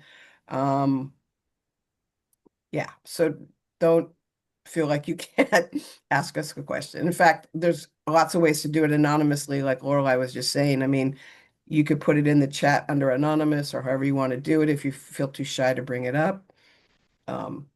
Yeah, Yeah, just put it in the chat. It's fine. I have a personal thing, but I didn't pay. Yeah, and if I notice the person's not able to pay, but you can share some of your question. We can see if we address some of it in a more general way. You could do that, like put it in the chat and see if there's a way that we can address some of it. You can write just me if you want. Oh, and ML, you have a question, go ahead. While we're waiting for that other one. Yeah, it's me again. Um, ever since you cleared me, I feel like I'm open game in a free-for-all.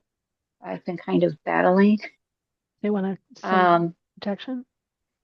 well, I've just tried putting up a shield made of diamond, and then I put a mirror coating on the outside of it. Will that help me? Because I'm kind of at a loss on what to do because I haven't had a chance to get my footing Is it all around here. you, including there's something about like under you or there's some hole somewhere? No, this is where it should be I grounded I through at the same time, but I don't know. I actually went and regrounded again, but I was I felt like I was being attacked. I checked with my archangel and they've cleared some of it, but like these things keep coming back and I'm not quite sure how to address it because I'm barely catching my breath, if that makes sense. Okay. I'll establish a perimeter for you because yeah, there's a bunch of stuff on the outside trying to move in.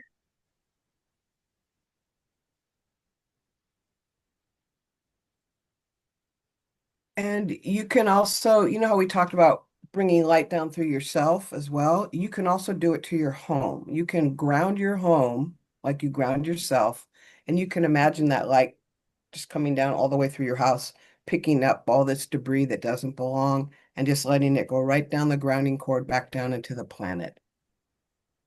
Okay. Okay. I'll do that as well. Yeah. Thank you so much.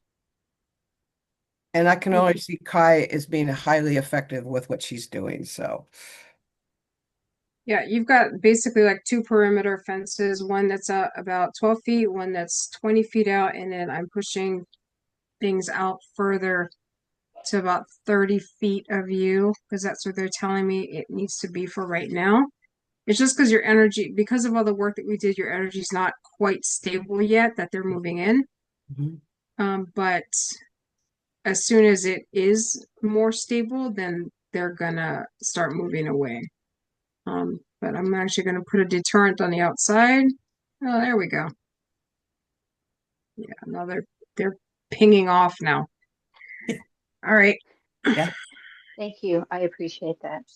you're welcome.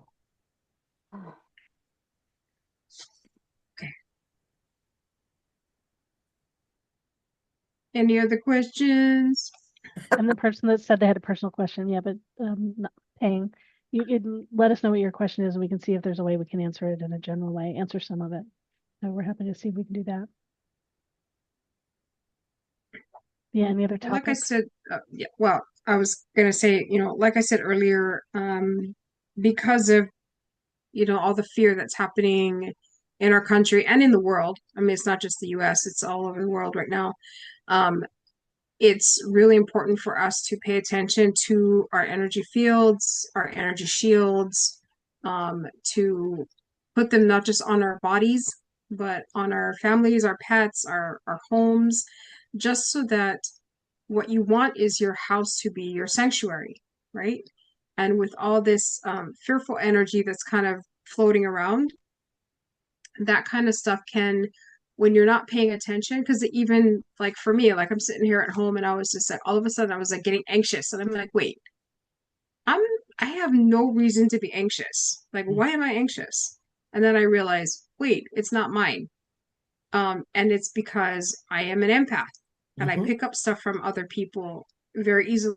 So if that's something that you guys have that tendency as well, like you can feel other people's emotions, hear other people's thoughts, just pick up stuff while you're walking through the grocery store, then and if you're starting to get that stuff while you're at home, then having an energy shield on your house or your apartment, wherever you happen to live, will actually cut down on a lot of that, you picking up on a lot of that anxiety or fear or whatever it is that might be emanating from other people.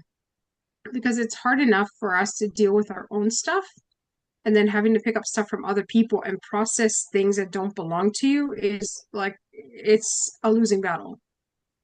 And I know that many people have explained to me that they are working on shadow work right now, which is like doubly hard because you're trying to work on your own internal stuff, and all this fear and anxiety and all this stuff is coming out while you're trying to be in this environment of anxiety and fear and depression, all that kind of stuff. So it makes it even harder.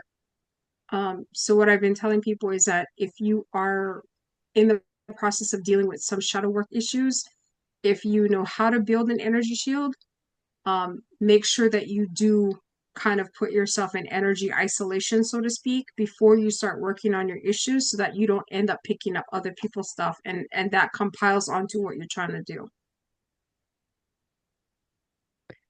And if I can piggyback onto that, another thing that you can use is affirmations. In this moment, I am safe. And the reason I'm talking about affirmations is because it's an intent you're setting in present time.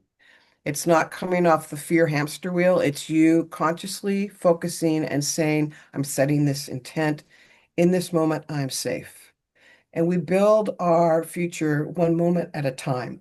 So when you start and you say, in this moment, I'm safe, you've created this little stepping stone, and then you're taking your next step, and you're still safe. You keep postulating that, you keep putting that out there. You can also say, all is well. All is well. And that does a couple of different things as well. Number one, you're not responding to the reptile brain fear.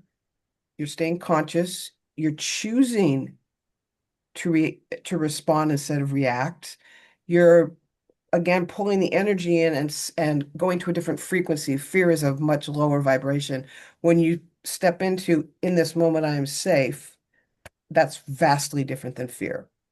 If you find yourself in fear too much, you can do an act of kindness, an act of love, something that will take you from polarity of fear and move you over to this side of a higher frequency of love, of expression of energy. So higher expressions is love, generosity, kindness, laughing. As Kai mentioned, have a party if you can. That brings lots of good energy into your home and it dispels any negative energy. And I'm not saying it's easy to not, I mean, it is scary. I mean, there's crazy shit happening.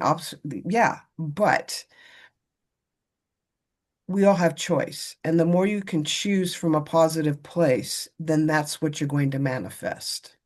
So that's why I would encourage you to come up with affirmations. Yes, to me, go ahead.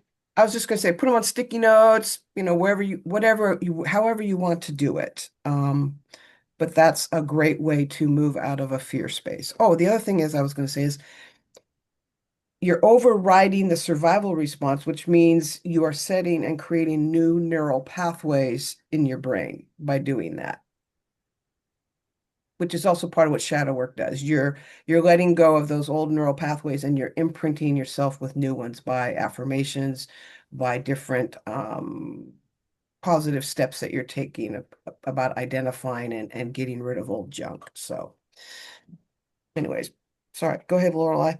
I was just going to say, feeling fear as a shorter term wave is a healthy thing. It's getting stuck in fear that is the problem.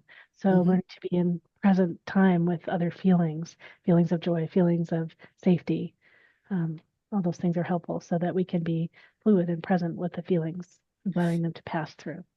Yeah, it's like if you're cooking and you set off the smoke alarm, you're not scared. You're more annoyed than anything. Because you're there right now in the present time. You know it went off because you got too much bacon grease in the air or whatever. If it goes off in the middle of the night, then yeah, there's potentially some more urgency there because you want to get up and make sure that there's not something happening. So it's like when that fear goes off, it's like, okay, is it something that needs to be responded to because it's for real, or is it just I overcooked the bacon? And that's another way, again, that you stay more conscious in your choice of how you respond. It's all about holding that little bubble of mindfulness that you can be in so that you have a moment to take it on and then respond instead of react. And that takes a lot of practice, but that's part of what will also encourage and enhance your gifts as well if you do that kind of work with yourself. So Yeah, so I think it was the gym, right? It's exercising, building the muscles, being able to stay present. yeah. And Oh. just to add to that real quick, is sometimes what I will do for myself is like ask myself like two questions. Number one, is it true? Mhm. And secondly, is it even mine? Yeah. Because, again, as an empath, I pick up stuff from other people. So it's like, wait, is this mine? And it may not be. And once I recognize that it's not mine, then I let go of it. And that changes everything. Yeah. And the other thing about, is it true? It's like, that's you questioning your lizard brain. Like, is that really a survival thing that we need to look at or not? Mhm. And so that's another way to kind of look at it as well.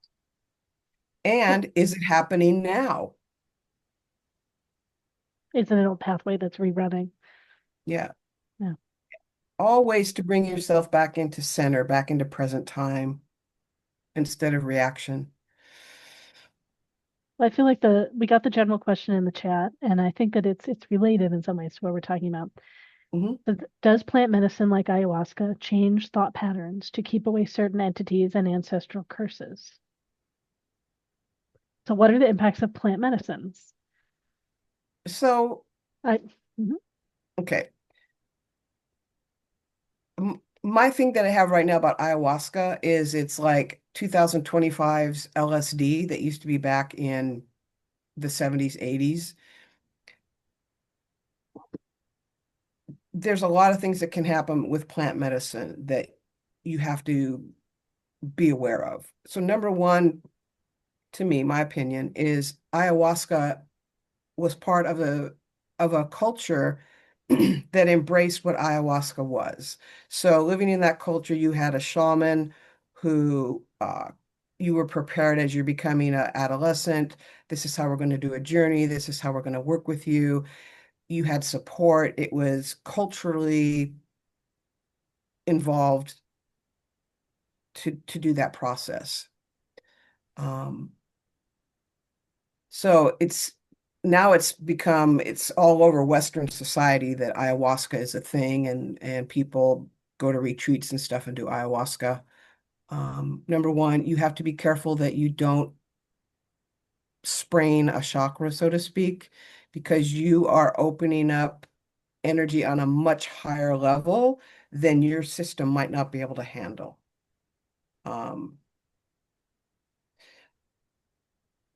There is therapeutic processes, especially like with psilocybin, and sometimes they've used it also with LSD for walking people through different situations where they have a different perspective because of the fact that their consciousness is being altered in a certain way. If you wanted to try that on as a healing process, that's totally fine. But I believe you do not have to do any kind of plant medicine to make yourself safe from entities or ancestral curses. Those things can exist with or without taking ayahuasca. If you feel that that's a potential thing that you're struggling with, then you can turn to a practitioner and say, hey, I need help with this, or is this what's happening to me? You can get perspective about that. I have So a that's me. comment question about that. See what your reflection is about that. I think that plant medicines can have us open and relax in a way that we can release things. They also can open us in a way that more things attach. It can go both directions. Is that Correct. so? It depends on the particular situation, what's involved, preparation, care that's available with other people, processes afterwards, like a lot of different things. And Yeah. are you in a safe energetic container? Is the person who's leading you on this journey, what are they doing? What's their experience? What's their level of being able to do this with you? I mean, there's a lot of variables there to look at before taking that choice and stepping into that. Yeah. So just to answer the question outright, does plant medicine like ayahuasca change thought patterns to keep away certain entities and ancestral curses? I would say no, because that is not ayahuasca's purpose. Psychotropic medicines that are used traditionally are for journeys, enlightenments, to gain knowledge, to gain perspective, to open up communication between higher energy level beings, uh, help you, like give you strength to like travel through dimensions and things like that. Like that is its original purpose, and that's what they're best used for. Can it change a thought pattern in general? Yes, because it changes your perception, and it will definitely change how you think about the world. So in that way, yes, it can change your thought pattern. Will it keep away certain entities and ancestral curses? Absolutely not. Because that ayahuasca or any other medicinal herbs will put you in a place where you connect with different things. It will completely change your energy signature, which Laureli said that it can open you up so you can connect to higher beings, and it also may connect you to lower beings. The thing with nature is that there's no good or evil. There's just power. Yes. It just opens. Mhm. And then depending on where you resonate and what you have going on, that will determine what comes towards you. So that's why when people take certain kinds of drugs, some people have really good experiences. They talk to angels and they talk to like these beings that, that enhance their lives and they make them feel really good. And other people have nightmares. They go through these things that like completely alter how they view their lives because they're so horrible, their images that they get and things like that. And it's because of the resonance that they have. And for whatever reason, that's the resonance that they chose to go with. And that's how that's what programs their experiences.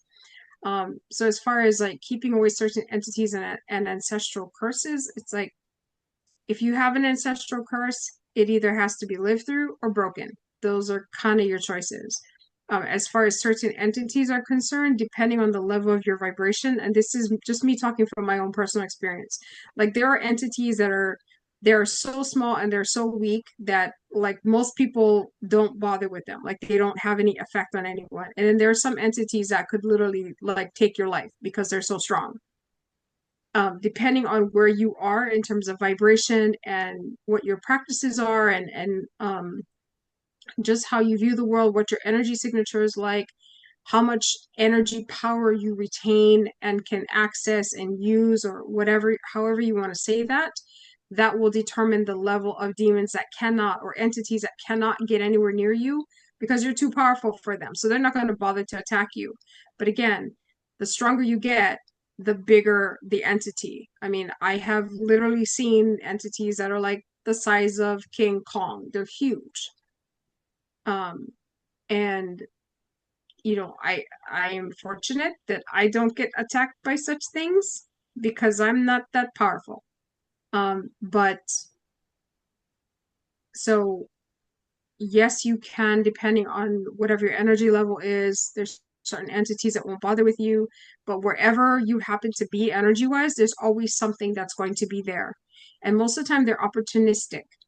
So like if you happen to be in a place where you're struggling with something and it's very hard for you to kind of keep it together, like they move in, not because you're weak and you deserve it or anything like that. It's just they're like, oh, look, something's failing over there. Let's go see if we can take advantage of that. Mhm. And so the more that you work on your energy and how you feel, I mean, nobody's perfect. Just do the best you can, Mhm. and you will be able to avoid most things that way. Hopefully we've answered your question. If you have any other part of a follow-up, let us know. We've got a few more minutes if anyone has any other topic. Have we stunned you all?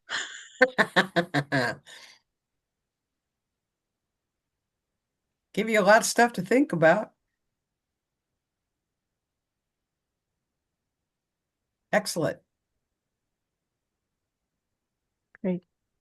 Glad you had a good time. We have them about once a month. We have not yet chosen the date for the next one. We could potentially all choose it right now.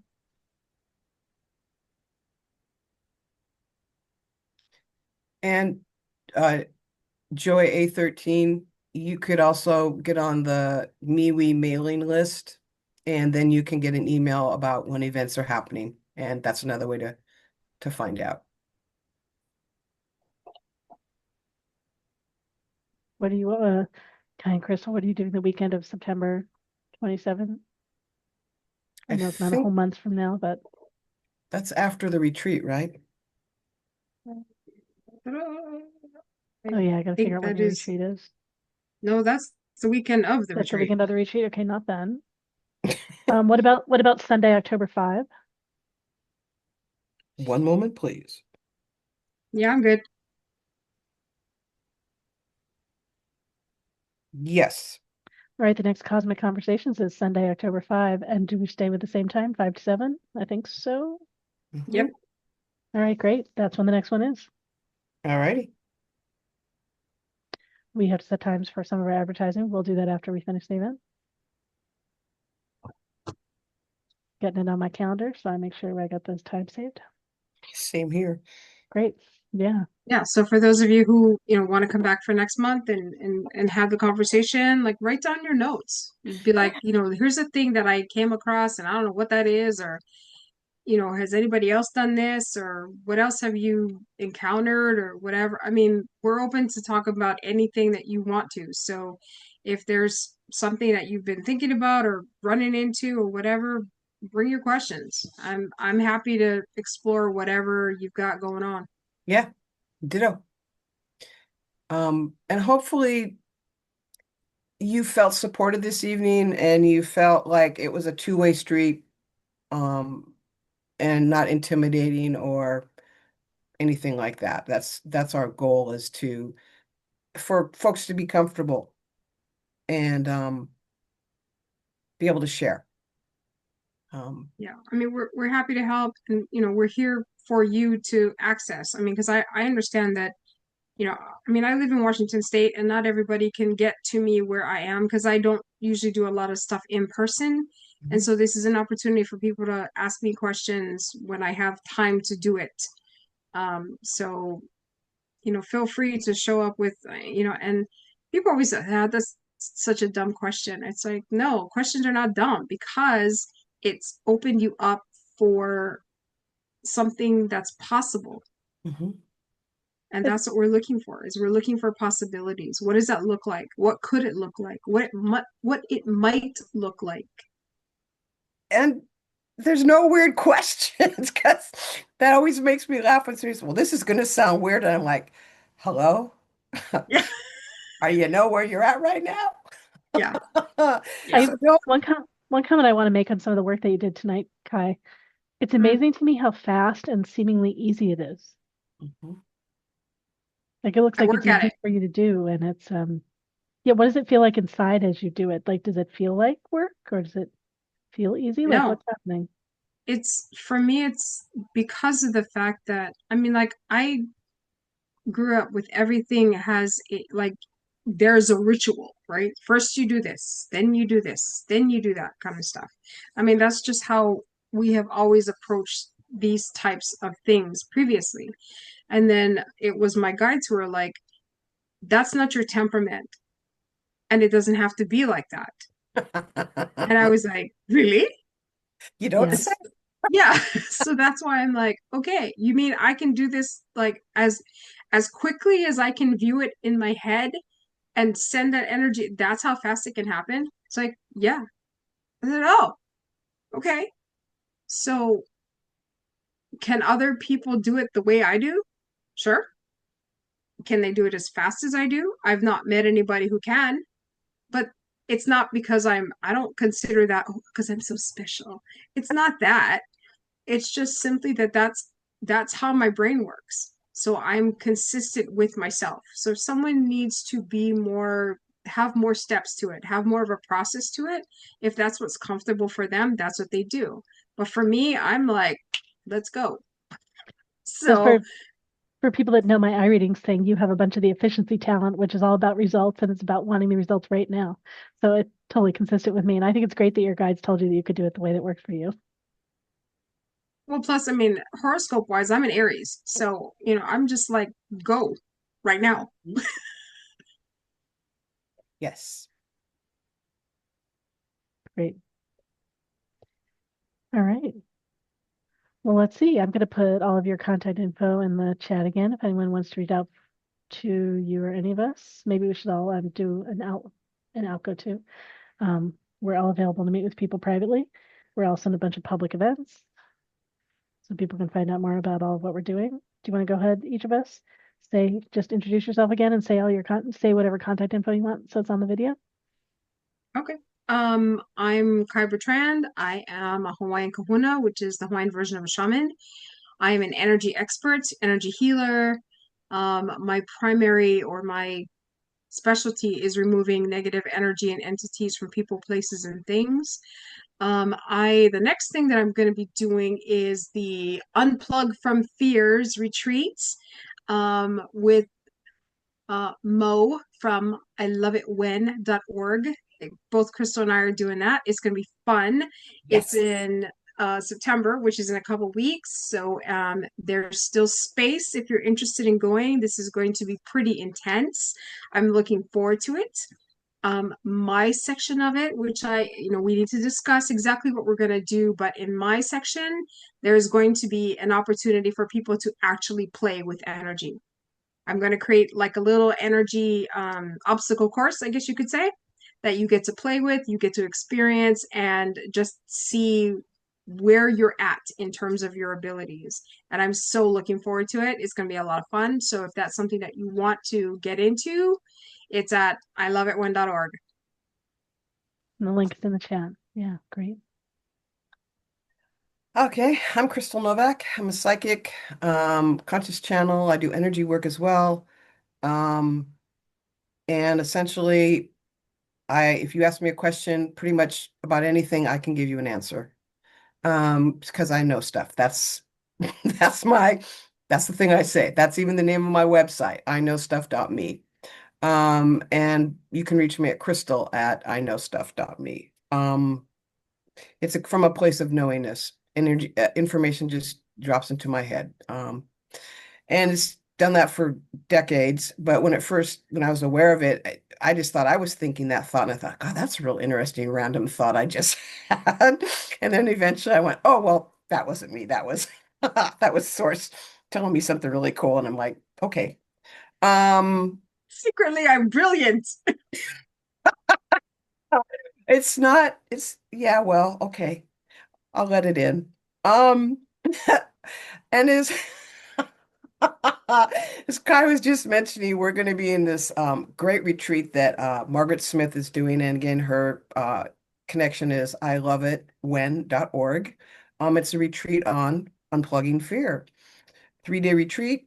Myself and Kai are two of the practitioners. There's a third practitioner as well in May. And we all three will be bringing our take on how to unplug from fear and what would that look like and what would that feel like. And my focus on doing that is let's look at what that is, what fear is, where it's stopping you, and also how fear interferes with being able to manifest. So if you can come, that'd be great. And again, really excited to have been here this evening and spent the time with you. It was a lot of fun and very fascinating. So thank you for joining us. And that retreat is an in-person experience in Everett, Washington, in the Seattle area. Right? Yeah. Great. And I'm Laureli Shimayo. I'm an intuitive eye reader, body psychology coach, and matchmaker. You can find out more about me at intuitiveeyereading.com and all of the events that I'm hosting at miwifairs.com. We are going to be in Portland next, and then we're going to be in Medford, Oregon for the first time. And then I'm all focused on the BEPC Conscious Wellness Expo. That's October 18, 19. So that's what's coming up here in the Seattle area next. Yeah, and I just had a whole weekend of online events. I'm sure I've got more coming, but we've got lots of practice circles and my drop-in intuition and coaching sessions. So I've opened it up so we have 5+ practice circles every month. So if you want to practice your gifts, that's something to look for at MeWe Fairs. The schedule's up on the online page, jointhefair.com or joinmewionline.com. All right, great. It's been great being together again tonight, and look forward again to being together for this on October 5. And it's really fun that it's going to be the week after your retreat. We get to hear about whatever discoveries you have in that process. So yeah, it'd be great. Thanks be everyone for awesome. joining us, and yeah, look forward to more over the next weeks.